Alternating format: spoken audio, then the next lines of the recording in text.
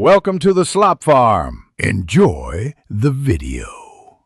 You begin by confirming iOS 26 and app updates. This prevents compatibility hiccups.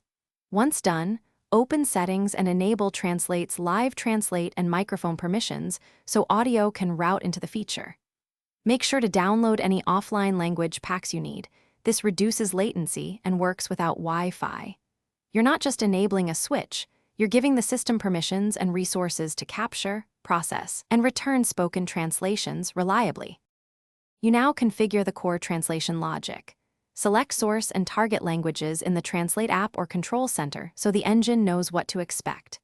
Next, pick the input mode: automatic for detection, voice for directed translation, or live conversation for two-way simultaneous flow, because each mode optimizes latency differently.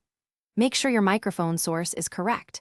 Pair a Bluetooth headset or use the device mic and test speaking volume. These choices determine accuracy and response speed, so set them deliberately. You're ready to run a live session. Tap Start or Open Live Conversation, then speak clearly and pause briefly so the recognizer segments turns correctly. Make real-time adjustments. Reduce background noise, lower sensitivity if it picks up unwanted speech, or download additional languages for smoother offline processing. If translation stalls, toggle microphone permission, force quit and reopen the app, and make sure iOS is updated. This sequence resolves most problems quickly while keeping your session continuous and accurate. Thanks for watching.